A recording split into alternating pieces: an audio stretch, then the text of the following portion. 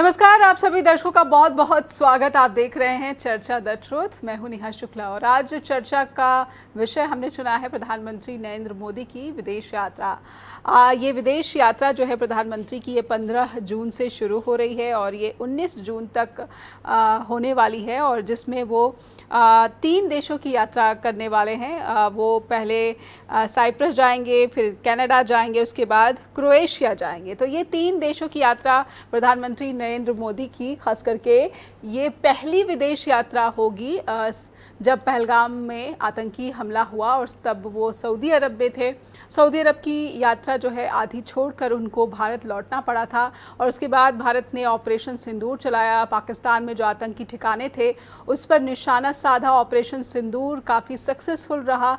कहा गया कि 100 से अधिक आतंकवादी मार गिराए गए हैं और भारत का जो संसदीय प्रतिनिधिमंडल है वो अलग अलग देशों में घूमकर लगभग 33 देश में 59 सांसद ने घूम कर आतंकवाद पर पाकिस्तान को अलग थलग करने की कोशिश की और कहा कि भारत आतंकवाद पर ज़ीरो टॉलरेंस की पॉलिसी अपना रहा है और पाकिस्तान को टेररिस्तान कहा जाना चाहिए, उसे आतंकवादी देश करार दिया जाना चाहिए। अब जब भारत के प्रधान सेवक प्रधानमंत्री नरेंद्र मोदी विदेश यात्रा पर जा रहे हैं तो क्या वो भारत के इस अभियान को अगले स्तर पर लेकर जाएंगे और पूरी दुनिया में जो बड़े बड़े लीडर्स हैं जो G7 के लिए कनाडा में इकट्ठा हो रहे हैं, क्या वहाँ पर वो आतंकवाद के खिलाफ भारत की जो ज़ीरो टॉलरेंस पॉलिसी है इस पर पूरी दुनिया को एक मैसेज देने की कोशिश करेंगे।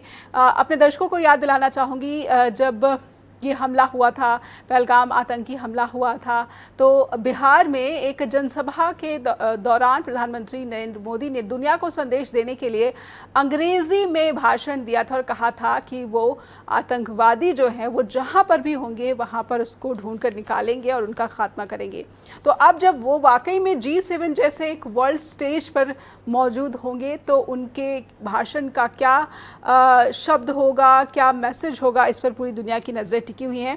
और इसको समझने के लिए, क्योंकि G7 का जो निमंत्रण है प्रधानमंत्री नरेंद्र मोदी को वो काफ़ी देर से मिला है और मार्क कार्नी जो कि कनाडा के प्रधानमंत्री हैं, जब उन्होंने फ़ोन किया तो उसी फ़ोन कॉल में प्रधानमंत्री की तरफ से इस निमंत्रण को स्वीकार कर लिया गया। तो सवाल उठ रहे हैं G7 में भारत को मिले निमंत्रण पर और प्रधानमंत्री नरेंद्र मोदी का इस निमंत्रण को स्वीकार करने पर भी सवाल उठ रहे हैं। हमारे साथ मीनू जैन जुड़ चुकी हैं चर्चा द ट्रुथ के मंच पर। आइए उनका स्वागत कर लेते हैं। वो जानी मानी भारत की पॉलिटिकल एनालिस्ट हैं और जियो पॉलिटिक्स को भी काफ़ी करीब से देखती और समझती आ रही हैं, लंबे समय से इस क्षेत्र से जुड़ी है। मीनू जैन जी, बहुत बहुत स्वागत करती हूँ मैं आपका चर्चा द ट्रुथ के इस प्लेटफॉर्म पर। मैम, बहुत बहुत स्वागत है आपका। जी मैम, अब प्रधानमंत्री नरेंद्र मोदी विदेश यात्रा पर 3 देशों की यात्रा, लेकिन सबसे अहम पड़ाव कनाडा। ये वो कनाडा है जहां पर भारत के साथ संबंध बहुत कड़वे रहे, बल्कि तनाव इतना बढ़ गया कि दोनों देशों ने अपने जो राजनयिक है उनकी संख्या भी बहुत ही सीमित कर दी और दोनों देशों में डिप्लोमेटिक जो तनाव के साथ साथ जो है अलग जो एक पॉलिटिकल स्ट्रेस भी देखने को मिल रहा था और ट्रेड जैसे और सुरक्षा जैसे जो अहम मुद्दे हैं उस पर भी स्ट्रेस देखने को मिला। अब मार्क कार्नी के निमंत्रण के बाद और जो कि उनको देर से मिला, पहले तो मैं आपकी टिप्पणी उस पर लेना चाहूँगी कि कनाडा ने भारत को जो देर से न्योता दिया, भारत को इसे स्वीकार करना, आप इसे कैसे देखती हैं? प्रधानमंत्री नरेंद्र मोदी का वहाँ जाना कैसे देखती हैं? जी जी नेहा, देखिए, एक इंग्लिश में कहावत है कि not invited don't go, late invite decline it. Because क्यों नहीं जाना चाहिए? Because you are never in their plans. आप उनकी जो इनविटेशन की जो लिस्ट थी, जो उनकी निमंत्रण सूची थी, उसमें आपका स्थान नहीं था। मैं हिंदी में बता दूं इसके लिए, उसमें कहा गया है कि अगर आपको इनवाइट नहीं किया गया है तो मत जाइए, लेकिन अगर आपको लेट इनवाइट आया है तो आपको डिक्लाइन कर देना चाहिए स्ट्रेट अवे। क्यों? क्योंकि आप उनकी सूची में थे ही नहीं। वो तो उनको बाद में ध्यान आया कि अरे उनको भी बुला लें, और या फिर कि अरे आप आए हैं, आइए आइए आप भी आ जाइए, समथिंग लाइक दिस। तो बेहतर होता कि इतने लेट मिले इनविटेशन को डिक्लाइन कर दिया जाता मोदी के द्वारा। और उसमें बाद में जो चीजें रिवील हुई हैं उसमें बताया गया है कि कनाडा ने जो इनवाइट किया है वो एक कंडीशन के साथ किया है मतलब वो जो वहां पे निज्जर का हत्या का जो मामला है, तथाकथित तौर पे उसमें इंडिया का इन्वॉल्वमेंट बताया जा रहा है। गवर्नमेंट को वो कहते हैं कि इंडियन गवर्नमेंट का कुछ ये कोवर्ट ऑपरेशन था। आई डोंट नो उसमें सच्चाई कितनी है, जी लेकिन उन्होंने कहा है कि आप इसके बारे में हमारा सहयोग करेंगे तो देन ओनली। तो अगर मोदी जी शर्तों के साथ और इतना लेट इनवाइट वो स्वीकार कर रहे हैं, तो मुझे नहीं लगता कि हमें भारत देश के तौर पे, जो कि इस दुनिया की चौथी अर्थव्यवस्था बताया जा रहा है और हम खुद को विश्व गुरु भी कहते हैं, तो हम इतने गिरे पड़े नहीं हैं कि हम जाएं ही। और जी उसमें ना जाने की एक दूसरी वजह यह भी है कि देखिए, वो G7 जो है, ग्रेट सेवन जो है, वो दुनिया की जो 7 बहुत बड़ी अर्थव्यवस्थाएं हैं, सबसे बड़ी जी चाइना को छोड़ के, उसमें उनमें जो डेमोक्रेटिक अर्थव्यवस्थाएं हैं उनका जमावड़ा है वो। जी हमें तो एक गेस्ट के तौर पे बुलाया गया था वहां पे, और गेस्ट के तौर पे भी बहुत बाद में, जो मैंने अभी कहा कि आइए आइए आप भी आ जाइए। जी तो वो वाली स्थिति में बेहतर होता कि मोदी जी इसको डिक्लाइन कर देते, तो ज्यादा अच्छा रहता, देश के स्वाभिमान के लिए भी ये बात अच्छी होती। जी जी जो आपने निज्जर हत्याकांड की बात कही कि ये शर्तें हैं कि भारत जो है इस जांच में जो है पूरा सहयोग करेगा, या फिर अपनी भूमिका पर जो उसके आरोप हैं इस पर भी जो है जांच से सहमत हुआ है। लेकिन जब मार्क कानी से सवाल किया गया प्रेस कॉन्फ्रेंस के दौरान कि निज्जर हत्याकांड का जो लीगल स्टेटस है वो क्या है, तो उन्होंने यही जवाब दिया कि लीगल स्टेटस है, फिलहाल इस पर बातचीत करना सही नहीं होगा। तो कहीं ना कहीं ये संकेत दिए हैं प्रधानमंत्री कार्डी ने कि वो इन सब मुद्दों पर फिलहाल जो है अपना फोकस नहीं रखना चाहते, बल्कि शायद वो भारत के साथ संबंधों को सुधारने में ज़्यादा इंटरेस्टेड हैं। आपको लगता है क्योंकि इस तरह से मीडिया में काफ़ी खबरें आई कि मैं इंडियन मीडिया की बात नहीं कर रही हूँ, मैं कनाडा के मीडिया की बात कर रही हूँ, क्योंकि भारतीय मीडिया के खबरों पर थोड़ा संदेह इस वक्त ज़्यादा किया जा रहा है, उनकी सत्यता पर और सत्यापित खबरों पर संदेह किया जा रहा है। तो मैं कनाडा मीडिया में जो इस तरह के संकेत मिल रहे हैं कि भारत के साथ संबंध सुधारना चाहते हैं पीएम कार्नी, इसे कैसे देखती हैं? जी देखिए, भारत के साथ संबंध सुधारने की बात तो मैं तब मानती जबकि जो इनवाइटी जो है वहां पे, जो गेस्ट लिस्ट है जिसमें यूक्रेन है, मैक्सिको है, और उसमें I think so south Africa भी है, और चौथे हम भी हैं, ठीक है। जी तो जी उनको तो करीब 1.5 महीने पहले इनवाइट जा चुका था।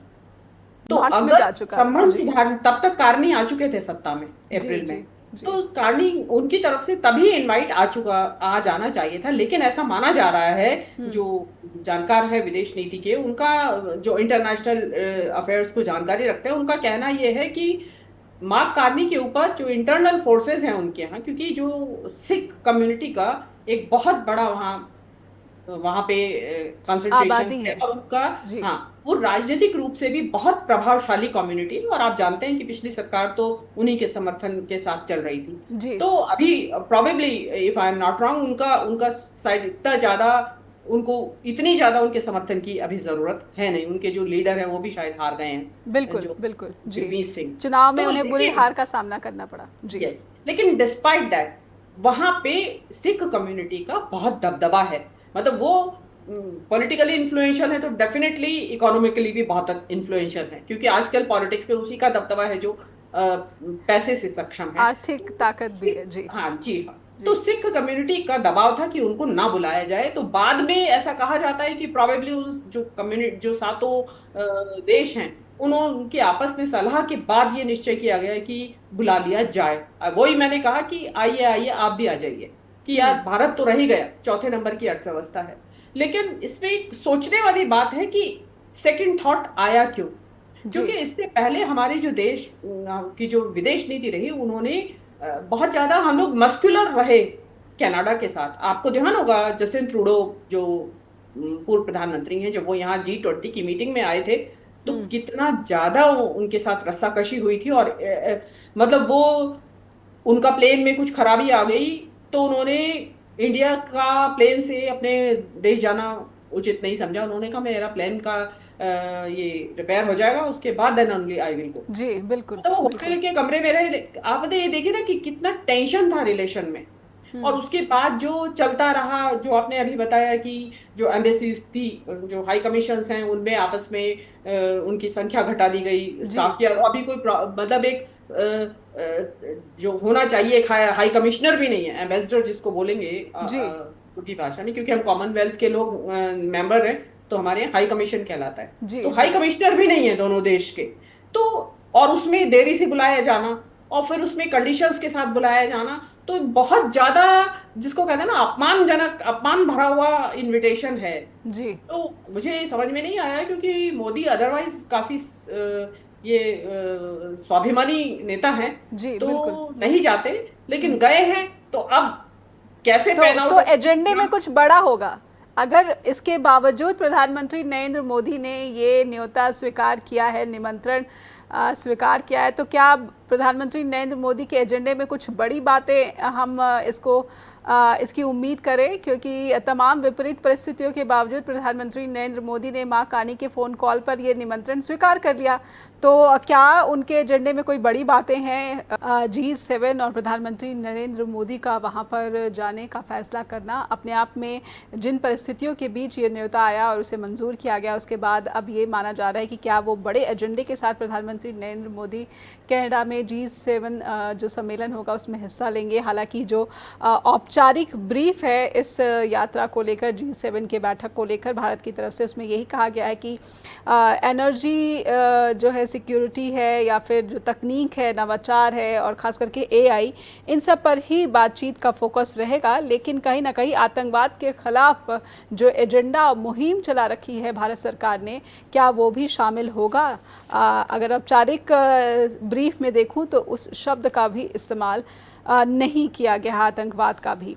मीनू मैम, ऐसे में हम प्रधानमंत्री नरेंद्र मोदी से किस तरीके के परिणामों को भारत के लिए लाने की उम्मीद करें? प्रधानमंत्री नरेंद्र मोदी जब कनाडा में जाएंगे तो क्या वो इन्हीं मुद्दों पर बात करते दिखे जाएंगे, या फिर वो आतंकवाद का जो मुद्दा है वो भी उठाएंगे विदेशी धरती से? जी नेहा जी, देखिए, प्रधानमंत्री जा रहे हैं तो कुछ एजेंडा लेके जा रहे होंगे, लेकिन प्रधानमंत्री क्योंकि एक सदस्य के तौर पे नहीं जा रहे हैं, G7 का सदस्य हम नहीं हैं, वो एक गेस्ट के तौर पे जा रहे हैं, तो जी वो साइडवेज में उनकी बातचीत होगी। जो अन्य देशों के राष्ट्र प्रमुख आए हुए हैं, उसमें वो अपना जो एजेंडा है उसको कितना इम्प्लीमेंट कर पाते हैं, या कितना उससे सक्सेस हासिल कर पाते हैं, ये तो बाद में रिवील होंगी चीजें कि जी क्या जी। हासिल कर पाए। बात रही आतंक की, तो देखिए, आतंक की बात चलेगी तो पहलगाम की बात आएगी। अब उसमें ही मोदी जी के पास कहने के लिए क्या है? हम्म। भाई, हम अगर आतंकी हमला बताते हैं पहलगाम को, तो हम वहां प्रूफ तो हमारे पास कोई भी नहीं है। जो हमारे जो डेलीगेशंस गए थे, सात डेलीगेशन हमारे जो गए थे, जी। अराउंड अबाउट 60 मेंबर्स जो गए अलग अलग देशों को, तो वहां पे भी उन्होंने जो पहलगाम के हमले को आतंकी हमला तो बताया, लेकिन वो सबूत जब उनसे पूछा गया तो उन्होंने बताया कि कन्वर्सेशन है, कुछ इंटरसेप्टेड कन्वर्सेशन। तो देखिए, इंटरसेप्टेड कन्वर्सेशन आज के टाइम में कोई बहुत रिलायबल सबूत नहीं माना जाता। या तो हम कुछ जो आतंकी आए थे, जिन्होंने हमला किया, उनको पकड़ लेते, हम्म।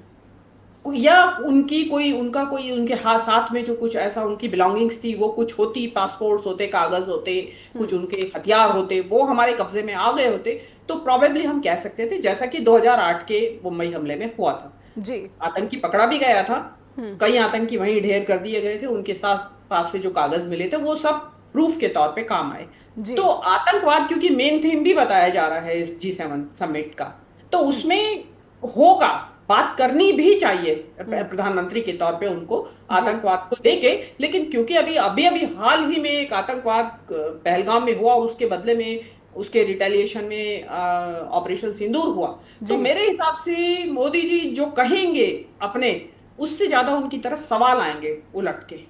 हम्म। उसमें आपकी ऑपरेशन सिंदूर के दौरान जो भी कुछ हुआ, जी उसके बारे में देश के अंदर ही कंट्रोवर्सीज हैं, इतने विवाद खड़े हुए हैं, सवाल हैं यहाँ पे इतने। तो जी। यहीं पे आपने कुछ नहीं बताया, तो वहां आप क्या बताएंगे?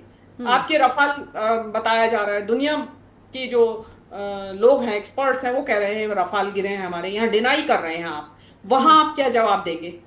मुझे तो नहीं लगता कि मोदी जी के पास इन चीजों का वहां जवाब होगा। सबसे बड़ी बात की, हमारी इलेक्टोरल डेमोक्रेसी तो है, हमारे कॉन्स्टिट्यूशनल डेमोक्रेसी बिल्कुल सिरे से गायब है। जी। माइनॉरिटी के साथ जो व्यवहार हो रहा है, आप पत्रकारिता को देख लीजिए, कितना मुश्किल काम हो रहा है, आपको सच बोलना आज मुश्किल है। और उसके अलावा भी जो इलेक्टोरल डेमोक्रेसी की भी जो खामियां हैं वो सामने आ रही हैं एक के बाद एक, कि किस तरीके से अभी राहुल गांधी का एक आर्टिकल छपा था, उन्होंने बताया कि किस तरीके से वोटर लिस्ट में एडिशन किए जा रहे हैं नाम अपनी सुविधा के अनुसार, और उसी सुविधा के अनुसार डिलीट कर दिए जाते हैं, और इस तरीके से रिगिंग करके इलेक्शन जीत लिया जाता है। तो वो चीज भी बता रही है कि आपकी इलेक्टोरल डेमोक्रेसी बची तो है, लेकिन वो उसमें ट्रांसपेरेंसी नहीं है, वो सेंधमारी हो रही बहुत है कुछ उसमें। गड़बड़ झाला है। तो जी। वो मतलब बजाय आपके कुछ कुछ कहें, दुनिया आपको सुने, उसके बजाय आपकी तरफ सवाल आएंगे। और उसमें एक प्रॉब्लम बहुत सबसे बड़ी नेहा ये है कि मोदी जी के पास लैंग्वेज का बहुत बड़ा बैरियर है। अगर आपको एक्सटेम्परी कुछ कहने के लिए आ जाए तो मोदी जी जवाब नहीं दे पाते। आपने देखा होगा अभी ट्रम्प के मिलने गए थे तभी, बिल्कुल, तो वो प्रेस अडानी कॉन्फ्रेंस को में। लेके सवाल पूछा गया और मोदी जी गड़बड़ा गए, उन्होंने बड़े ऑकवर्ड तरीके से वो जवाब दिया, तो जो प्रधानमंत्री के लिए शोभनीय नहीं शोभा नहीं होता। देता था। जी। तो ये चीज है, तो क्योंकि अभी और दुनिया उबल रही है, आप अभी नया गजा और यूक्रेन तो रुका नहीं था, आपका ऑपरेशन सिंदूर अभी हो के चुका है, चौथा एक और मोर्चा खुला हुआ है वहाँ। जी। और वहां जितने भी कंट्रीज है वो सब अधिकतर करके ईरान के साथ और इसराइल के साथ खड़े हुए हैं। उसमें तो शायद मोदी जी को ये मिल जाए कि हाँ चलिए एक मीटिंग पॉइंट है कि मोदी जी भी या हमारा भारत देश भी इस टाइम मोदी सरकार के नेतृत्व में इसराइल के साथ खड़ा हुआ है। तो जी। उसमें अब जो, लेकिन इसराइल हमारे लिए इतना या ईरान हमारे लिए इतना महत्वपूर्ण नहीं है देश के लिए। जो मुद्दे हमारे देश के महत्वपूर्ण है उसमें हम अधिकतर मुद्दों में बैकफुट के ऊपर हैं। जी। अब एआई के लिए बात कर पाएंगे वो एक अलग चीज है, वो तो कंट्रीज का इंटरेस्ट रहता है बिल्कुल, वो, बिल्कुल। लेकिन इतना इंपॉर्टेंट आज के युग में, आज का जो टाइम है, जो समय है, उसमें मुझे ऐसा नहीं लगता कि ओनली एआई ही आपका बेड़ा पार लगा देगी। जी। बिल्कुल, बिल्कुल। मैं एक छोटे से ब्रेक के लिए रुकूंगी, उसके बाद अगले सवाल के साथ आऊंगी। तो क्या अगर तमाम सवालों का सामना जो है भारत के सामने हो रहा है, क्योंकि उस पर सवाल उठ सकते हैं, चाहे डेमोक्रेसी है या फिर ऑपरेशन सिंदूर का जो कारण बताया जा रहा आतंकी हमला, उसके सबूत पूछे जा रहे हैं, लेकिन एक बात यह है कि क्या फिर हथियारों की खरीद पर बातचीत का फोकस होगा? क्या भारत के प्रधानमंत्री रक्षा समझौते करते फिर वहाँ पर देखे जाएंगे? क्योंकि सवाल बने हुए हैं ऑपरेशन सिंदूर में, जिस तरीके से भारतीय वायुसेना के जो प्रमुख हैं air chief marshal AP Singh, उन्होंने परियोजना को लेकर जो असंतोष व्यक्त किया था, और उसके बाद जो हमारे सीडीएस हैं जनरल चौहान, उन्होंने भी विदेशी धरती पर यह कबूला था कि 2 दिन जो है हमें अपनी गलतियों को सुधारने में जो है लग गए। तो ये तमाम सवाल हैं, और ये सवाल जो है कहीं ना कहीं भारत की छवि और भारत की पोजीशन को अंतर्राष्ट्रीय जो ताकतें हैं उनके बीच कहीं ना कहीं एक नुकसान पहुंचा है, और आशंकाओं से घिरती हुई भी दिख रही है। हमारे साथ मीनू जैन लगातार जुड़ी हुई हैं, उनसे समझने की हम कोशिश कर रहे हैं कि प्रधानमंत्री नरेंद्र मोदी किन किन मुद्दों को G7 के मंच से दुनिया के सामने रखेंगे, क्या संदेश होगा उनका, खास करके ऑपरेशन सिंदूर के सस्पेंशन खत्म नहीं हुआ है। ऑपरेशन सिंदूर जो कि भारत सरकार का पक्ष है, ये सस्पेंड किया गया, अभी रोका गया है। इस दौरान वो विदेशी मंच से क्या संदेश देने की कोशिश करेंगे, उन तमाम बिंदुओं को हम समझने की कोशिश कर रहे हैं। मीनू मैम, एक बार फिर से मैं स्वागत करती हूँ आपका चर्चा द ट्रूथ के मंच पर। और क्या रक्षा समझौते होते हुए हम देखेंगे, इसकी संभावना आप कैसे देख पा रही हैं? हालांकि अमेरिका ने तो सीधे सीधे चिताया है भारत को कि आप रूस से हथियार खरीद रहे हैं, ये अमेरिका की दोस्ती के लिए बिल्कुल गलत हो जाता है। जी जी, देखिए नेहा जी, रक्षा समझौतों की बात ऐसी है कि जो ऑपरेशन सिंदूर के समय बहुत सारी खामियां नजर आई हैं, जहां हमने जो हथियार खरीदे हैं उसमें हमारी बाकी जो विदेशों से हथियार खरीदे हुए थे सब बेकार भौंतरे साबित हुए।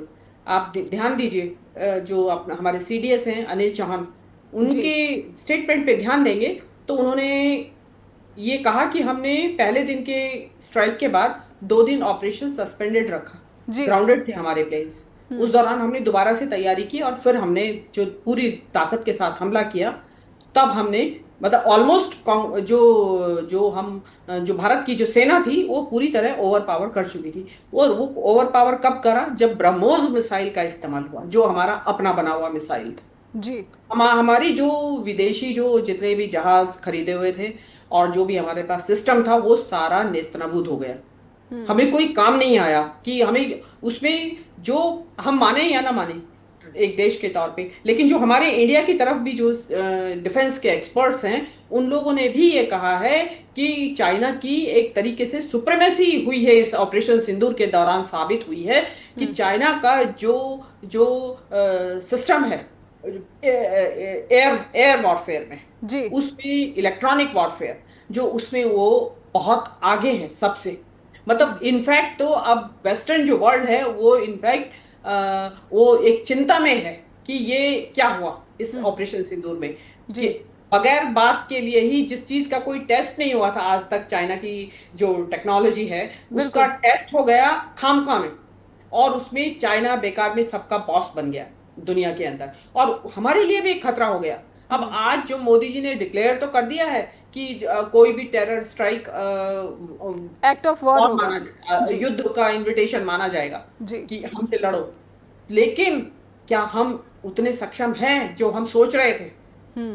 आज चाइना की जो टक्कर अभी जो ईरान में हुआ है कल, वो जी। बता रहे हैं कि चाइना से गए थे, यहाँ से सुपरसोनिक मिसाइल्स गई थी और ड्रोन्स गए थे, वेरी एडवांस ड्रोन्स। जी। उनके वजह से ईरान जो है इतना कुछ तहस नहस उसने किया, इजराइल में काफी इजराइल तबाही पे। मचाई है जी। उन्होंने। तो जी। अब जब चाइना सामने खड़ा है, आप पाकिस्तान नहीं है अब आपके सामने, अब आपके सामने चाइना है, तो आप किस चीज के रक्षा सौदे करेंगे? I doubt. और आप ये देखिए कि जिस वक्त हमारा ऑपरेशन सिंदूर हो रहा था तो किसी भी देश ने हमारे साथ नहीं दिया था, किसी ने पाकिस्तान को कंडेम नहीं किया। जी। उन्होंने पहलगाम किलिंग की तो निंदा की कि नहीं होना चाहिए निर्दोषों के साथ, लेकिन उन्होंने किसी ने भी पाकिस्तान को जिम्मेदार नहीं ठहराया। तो हमारी बात सुनेगा कौन? हम इस वक्त नेहा जी हम बहुत वीक विकेट पे खड़े हुए हैं। तो इस टाइम तो मैं आपको बोलना चाहती हूँ कि मोदी जी के पास एक बहुत अच्छा बहाना था।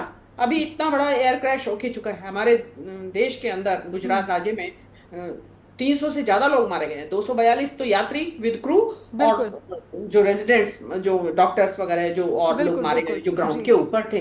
तो हमारे यहाँ तो बोले भी शौक है हमारे यहाँ, तो हम नहीं जा सकते क्योंकि, और हम तो वैसे भी मेहमान हैं, आपने मेंबर तो है नहीं कि चलिए मैंडेटरी है जाना आपको, बहुत कुछ हाथ से आप गंवा सकते हैं। जी। तो शायद ना जाते तो ज्यादा अच्छा रहता, क्योंकि वहां सवाल ज्यादा हैं, जवाब बहुत कम है।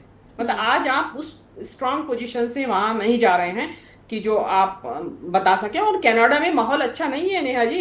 अब वहां बिल्कुल। पे कनाडा में उन्होंने एक बाकायदा, वहां की गवर्नमेंट ने प्रोटेस्ट जोन बनाया है, जहां पे दुनिया के जितने भी नेता वहां आए हुए हैं G7 के, उनके कंट्री के लोग, वहां के डायस्पोरा के लोग, जो भी करना चाहे प्रोटेस्ट, वो वहां प्रोटेस्ट करेंगे उस साइट पे, और उसकी जी। लाइव स्ट्रीमिंग गवर्नमेंट करेगी वहां की। आप देखिए वहां डेमोक्रेसी का लेवल देखिए, किस लेवल की डेमोक्रेसी है। आप अंदाजा लगाइए, इंडिया में ये G7 का बिल्कुल। प्रोग्राम हो रहा होता तो वहां इस तरह के प्रोटेस्ट होने देता कोई? तो 50 क्या? मील दूर दिल्ली की बिल्कुल। सीमा में ही ना घुसने देते, जहां भी हो रहा होता वो। तो वहां पे डेमोक्रेसी, जो कहते हैं ना, वास्तव में लोकतंत्र है वहां पे, कि प्रोटेस्ट को भी गुंजाइश है। और जो हम कहते हैं कि फला आप ऐसे सेपरेटिस्ट एलिमेंट्स को क्यों आपने जगह दे रखी है, तो उनका जवाब यही होता है कि भी हमारे यहाँ आजादी है अपनी बात कहने की, आप क्या कहना चाह रहे हैं कह सकते हैं। तो लेकिन उन्होंने तो वहां पे आप क्या समझ रहे हैं, वहां पाकिस्तान के प्रोटेस्टर्स नहीं होंगे? वो क्या इंडस वाटर ट्रीटी को प्रोटेस्ट नहीं कर रहे होंगे वहां पे? वहां पे हो सकते हैं कश्मीरी सेपरेटिस्ट भी पहुंचे हुए हों, तो वो सारा लाइव स्ट्रीम में दिखाया जाएगा, जो कि आप दबाते घूमते रहते हैं। तो बिल्कुल। वहां पे सब, मैंने बार बार कह रही हूँ, जवाब से ज्यादा सवाल बहुत आएंगे आपकी तरफ, एक बैरेज, लगातार सवालों की बौछार होगी आपके ऊपर जी।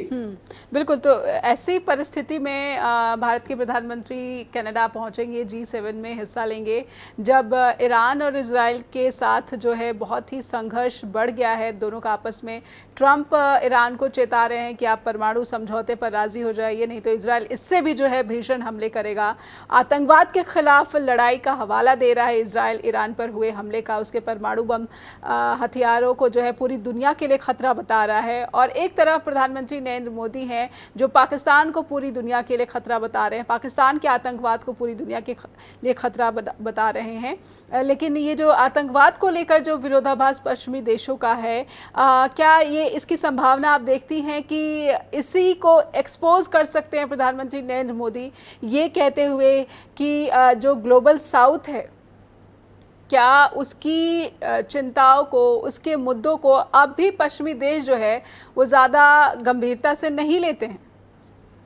देखिए, हम दावा करते हैं हम ग्लोबल साउथ के लीडर हैं, लेकिन जी। उस ग्लोबल साउथ से हमारी किससे दोस्ती है? ग्लोबल साउथ में हमारे अपने ही पड़ोसी से हमारी दुश्मनी है। मतलब जी। हमने सबको दुश्मन बना रखा है। छोटे छोटे दोस्त जिनका कि जो कि भारत की मदद के ऊपर निर्भर करते थे, नेपाल है, भूटान है, श्रीलंका है, मालदीव है, आपके म्यांमार, सब हमारे दुश्मन हैं। हम्म। और सब चीन की गोद में बैठे हुए हैं। तो बांग्लादेश है एक्चुअली जी। तो ग्लोबल साउथ का लीडर चाइना है। हम्म। जो इस टाइम आप ट्राइपोलर कह सकते हैं वर्ल्ड को, कि हम्म। चाइना है एक तरफ रशिया है, एक तरफ अमेरिका है। लेकिन अब रशिया भी एक तरफ होने वाला है, बाइपोलर हो जाएगी अभी दुनिया, जी। चाइना और इधर अमेरिका। लेकिन उसमें हम किससे बात रखें? हम कैसे कहेंगे कि पाकिस्तान टेररिस्ट स्टेट है? क्योंकि वो सारे तो वहां के समर्थक हैं जी। पाकिस्तान के, जी। और वो सब इसराइल के भी समर्थन में हैं। हम्म। जिसको कि हम जो है एक प्रोग्रेसिव दुनिया के बहुत सारा तबका इसराइल को एक टेररिस्ट स्टेट मानता है। लेकिन बिल्कुल। वो लोग साथ खड़े हुए हैं। उनके उनके उनके वो बहुत प्रोग्रेसिव डेमोक्रेसीज हैं, लेकिन उनके भी डबल स्टैंडर्ड्स हैं। बिल्कुल। तो मिनिमम ऐसे ऐसे में बड़ा में अच्छा अवसर है भारत के पास, भारत के प्रधानमंत्री के पास, कि वो कह सकते हैं कि देखिए पाकिस्तान ये वही पाकिस्तान है जिसको आपने भारत के समानांतर लाकर खड़ा कर दिया। पूरी पश्चिमी जगत ने पाकिस्तान को भारत के साथ हाइफिनेटेड कर दिया, और अब ये वही पाकिस्तान है जो इजराइल का खुलकर समर्थन कर रहा है। इजराइल पर हुए ईरान पर हुए इजराइल के हमले का जो है उसकी निंदा कर रहा है, उसकी आलोचना कर रहा है। तो ऐसे में हो सकता है कि इस अवसर का प्रधानमंत्री एक फ़ायदा उठा ले कि देखिए आपने इस पाकिस्तान पर भरोसा किया और पाकिस्तान ने आपके साथ क्या कर दिया। पाकिस्तान तो ईरान के पर हुए हमले की घोर निंदा कर रहा है, आलोचना कर रहा है। ट्रंप देखिए के चेतावनी से भी नहीं डर रहा है। जी। नेहा जी, इस वक्त जो पाकिस्तान जो है ना, वो एक बड़े स्ट्रेटजिक लोकेशन है, उसकी हमेशा से रही है। जी। और वो बीच में वो लूज कर चुक गया था अपनी इंपॉर्टेंस। मतलब ना तो उसको चाइना तो पूछ रहा था, क्योंकि चाइना को अपना सीपैक और अपना बेल्ट एंड रोड इनिशिएटिव वहीं से लेके उनके उनके इलाके से जाता है। बिल्कुल। गवादर पोर्ट, फिर गवादर से चाबहार, तो उनका पूरा बनता है। और ये जो आपका सीपैक है, वो पाक ऑक्यूपाइड कश्मीर के कुछ इलाके से होके गुजरता है। तो चाइना के तो इंटरेस्ट थे वहां, लेकिन बिल्कुल। अमेरिका ने अपना इंटरेस्ट लूज कर दिया था। लेकिन ये जो ऑपरेशन सिंदूर आया है, उसमें डोनाल्ड ट्रंप मतलब बेवजह, और या कहें कि मोदी जी से पता नहीं उनको क्या खार खाए बैठे हैं वो पर्सनली, तो उन्होंने वो कूद पड़े पाकिस्तान के समर्थन में। मतलब उन्होंने बीच में बगैर, जैसा कि बताया जा रहा है कि अनइनवाइटेड बीच में कूदे और उसको सीज फायर कराया। और इतना ही नहीं, उसके बाद आईएमएफ से लोन दिलवाया। अगर अमेरिका वीटो कर देता तो मजाल थी कि कोई भी बिल्कुल। पाकिस्तान को इतने बिलियन डॉलर की, मतलब चलते युद्ध के बीच में आईएमएफ से, वर्ल्ड बैंक से उनको असिस्टेंस मिल रही है। उधर से ट्रम्प साहब के चलते युद्ध के बीच में क्रिप्टो करेंसी का नया वहां पे खोलने के लिए नई कंपनी, ट्रम्प परिवार उनके साथ एमओयू साइन कर रहा है बिल्कुल। उसी दौरान। तो इतनी सारी चीजें, और अभी भी मोदी ट्रम्प साहब बार बार कहे जा रहे हैं, और वो ग्रेट लीडर्स कह रहे हैं दोनों कंट्रीज के नेताओं को। मतलब उन्होंने हाइफनेट, जो अभी आपने कहा कि हमें, और हम चौथे नंबर की अर्थव्यवस्था, हम डेमोक्रेसी है, हमारे यहाँ अभी भी जी। चुनाव के जरिए सरकार बनाई जाती है, और उन्होंने हमें बराबर बराबर खड़ा कर दिया है। तो वो ट्रम्प साहब जो है ना, अभी अपनी खुंदक भूले नहीं है मोदी जी से। वो अभी कल भी कह के चुके हैं कि मैंने कराया है ये सीज बिल्कुल। फायर।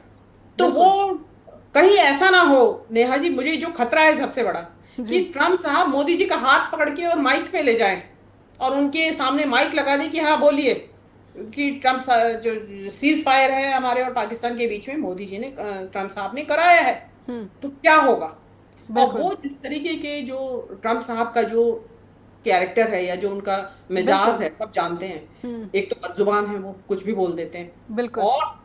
और वो क्योंकि कुछ पता नहीं क्या उनको खार खाए बैठे हैं वो मोदी जी से, वो जरूर इस चीज की को जरूर मोदी जी के मुंह से कहलवाएंगे।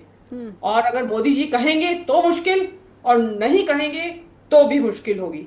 मतलब बिल्कुल। अभी हम टैरिफ के मामले में उनसे दबे हुए हैं, और दबे रहे हैं मोदी, अभी तक तो मोदी सरकार। बिल्कुल। अब ऐसा तो है नहीं कि अचानक बोलेंगे कि नहीं मैं नहीं बोलूंगा, बोल क्या करेगा तू मेरा। तो अभी मोदी जी के लिए तो बहुत बहुत बिल्कुल। सिचुएशन है तो वहां क्या से। ट्रम्प मानेंगे और प्रधानमंत्री नरेंद्र मोदी से कुछ कहलवाएंगे जब बायलैटरल मीट होगी?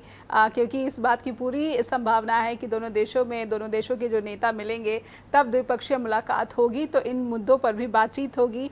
ट्रम्प बार बार दुनिया के सामने ये श्रेय ले रहे हैं कि मैं ही हूँ जिन्होंने करोड़ों की संख्या में लोगों की जान बचा ली, नहीं तो परमाणु युद्ध छिड़ने वाला था भारत और पाकिस्तान के बीच। इसीलिए उन्होंने ट्रेड की धमकी दी और भारत और पाकिस्तान को सीज फायर के लिए मना लिया। भारत ने भी कहा ऑपरेशन सिंदूर को जो है सस्पेंड करने और सीज फायर के वक्त भी, और लगातार कहा कि हम न्यूक्लियर ब्लैकमेलिंग नहीं बर्दाश्त करेंगे। यानी पाकिस्तान की तरफ से क्या परमाणु हमले की धमकी दी गई थी? G7 में अभी 14 जून को हम ये चर्चा कर रहे हैं और ये जो मीटिंग है ये 16-17 जून की बताई जा रही है। तो कहीं ना कहीं इन अगले कुछ घंटों में ईरान और इजराइल के बीच जो भी कुछ होता है इसका G7 की बैठक में काफ़ी असर रहेगा, काफ़ी प्रभाव रहेगा, और हो सकता है कि आतंकवाद एक मुख्य मुद्दा बन जाए। ऐसे में भारत के लिए तो बहुत बड़ा अवसर हो जाएगा, और वो क्योंकि पाकिस्तान खुलकर ईरान का साथ दे रहा है तो वो पाकिस्तान को दूसरे खेमे में धकेलने में कामयाब हो सकता है, उसको आइसोलेट करने में कामयाब हो सकता है। जी जी देखिए, पाकिस्तान ने क्योंकि ईरान का साथ दिया है, कल ही उन्होंने अपना स्टैंड क्लियर किया है, जी तो इसका मतलब पाकिस्तान ने भी इन अ वे अमेरिका को कह दिया है कि अगर आप साथ, ठीक है आप दे रहे हैं हमारा साथ, पर हमारे पास सरपरस्त है, एक हमने ढूंढ लिया है अपना दोस्त, और वो जो दूसरे नंबर की अर्थव्यवस्था है दुनिया की, चीन। जी अब वो उसके साथ खुल्लम खुल्ला उन्होंने क्या कहा, आयरन ब्रदर्स हैं हम। चीन ने ये कहा है पाकिस्तान के लिए युद्ध के दौरान, जी ऑपरेशन सिंदूर के दौरान। तो ये एक बहुत बड़ी उनकी सफलता है। और उनके उनके झंडे किस वजह से गड़े? पाकिस्तान की वजह से। पाकिस्तान ने मौका दिया चाइना को अपनी टेक्नोलॉजी यहाँ टेस्ट करने का, जी और उनके सौभाग्य से कहिए, चीन के सौभाग्य से कहिए, चीन पाकिस्तान के वो सुपर डुपर साबित हुई वो टेक्नोलॉजी, उसने छक्के छुड़ाए जी और दुनिया को दिखाया। तो ऐसे में मुझे लगता नहीं है कि हम पाकिस्तान को कोई टेररिस्ट स्टेट हम घोषित करवा पाए, क्योंकि जो अगर होना होता ना ये, तो युद्ध के दौरान लोग बिल्कुल जो दुनिया के जो वेस्टर्न वर्ल्ड के जो देश हैं, या आपके खाड़ी के देश हैं, या आपके अफ्रीकन कॉन्टिनेंट के देश हैं, कोई भी हमारे साथ नहीं है। हमारे साथ कौन आया? हमारे साथ एक तो इसराइल था और दूसरे तालिबान थे। जी तालिबान वो जिनको कि दुनिया में कोई वो नहीं, रिकग्निशन ही नहीं है एज ए गवर्नमेंट के तौर पे कि किसी जी सरकार है आप दुनिया देश की। तो ऐसे में जबकि पाकिस्तान के खिलाफ कोई बोलने के लिए तैयार नहीं है, और ट्रम्प खुलेआम पाकिस्तान के समर्थन में खड़े हैं, और G7 कंट्रीज जानते हैं कि चाइना का वरद हस्त है पाकिस्तान के ऊपर, तो मुझे नहीं लगता कि कोई भी सामने आएगा पाकिस्तान को टेररिस्ट स्टेट घोषित करने के लिए। मुझे इसमें बहुत बड़ा, क्योंकि उसके लिए बहुत बड़े डिप्लोमेटिक एफर्ट्स और बहुत स्ट्रांग, बहुत समझदारी पूर्ण विदेश नीति की जरूरत पड़ती है, जो कि हमारे यहाँ बिल्कुल टोटली एब्सेंट है। आप देखेंगे कि हमारे बिल्कुल यहाँ जब सारा घटनाक्रम हो गया, लड़ाई लड़ ली, उसके बाद आप दुनिया को बताने जा रहे हैं हमने क्यों लड़ाई लड़ी थी। आपको पहले बताना चाहिए था कि हम इसलिए लड़ाई लड़ने जा रहे हैं। जो ये डेलीगेशंस भेजे गए वो पहले भेजे जाते तो शायद जो आज जरूरत है हमें पाकिस्तान को टेररिस्ट स्टेट घोषित कराने की, तो हम शायद करवा पाते, कन्विंस करवा देते, क्योंकि हम लोगों को पहले ही दुनिया के देशों को, तो हम आज इस स्थिति में होते कि यस वो भी हमारा समर्थन करते। लेकिन मुझे तो बहुत शक है, क्योंकि और आज जो ईरान से लगती हुई सीमाएं हैं पाकिस्तान की, जी जी आज के टाइम में तो पाकिस्तान की जरूरत पूरी दुनिया को है इस वक्त। 3000 कुछ किलोमीटर की सीमा लगती है पाकिस्तान से। बिल्कुल तो बिल्कुल ऐसे में पाकिस्तान जैसे देश को कौन लूज करेगा? और बिल्कुल पाकिस्तान की यही स्ट्रेटेजिक लोकेशन रही जो हमेशा दुनिया ने उसका साथ दिया। वहाँ डिक्टेटरशिप भी रही, मिलिट्री डिक्टेटरशिप भी रही, लेकिन वेस्टर्न वर्ल्ड जो कि डेमोक्रेसी का डंका पीटते हैं, लेकिन उन्होंने हमेशा पाकिस्तान को फाइनेंशियल असिस्टेंस और समर्थन देते रहे। जी इसीलिए कि पहले अफगानिस्तान में जरूरत थी, अब ईरान में जरूरत है। बिल्कुल अब मैम। ये ईरान का लेकिन जो युद्ध है, ये तो जी पता नहीं कह रहे हैं कि किस डायमेंशन पे जाएगा, नोबडी नोज। तो ऐसे में बिल्कुल पाकिस्तान को कोई नहीं करेगा घोषित। बिल्कुल बिल्कुल आशंकाएं अपनी जगह बनी हुई हैं, लेकिन एक बात ये भी है कि ट्रम्प अब जिस तरीके से ब्लैकमेलिंग करते हुए देखे जा रहे हैं, क्या वो यही ब्लैकमेलिंग का जो अंदाज है वो पाकिस्तान के लिए भी इस्तेमाल कर सकते हैं? वो ईरान को परमाणु समझौते पर राज़ी होने के लिए ब्लैकमेल कर रहे हैं कि आप ये समझौता कर लो तभी इजराइल मानेगा, नहीं तो इजराइल तो आपको पूरी तरह से तबाह कर देगा। नेहा जी, एक्चुअली दिक्कत ये है कि जो ट्रम्प साहब आए हैं ना, ये इस प्रॉमिस के साथ आए थे कि मैं प्रेसिडेंट इलेक्ट होते ही मैं गजा और यूक्रेन दोनों वॉर रुकवा दूंगा। एक वहाँ दिन दोनों में जगह रुकवा पूरी दूंगा। तरह असफल हुए, कुछ नहीं रुका वहां पे।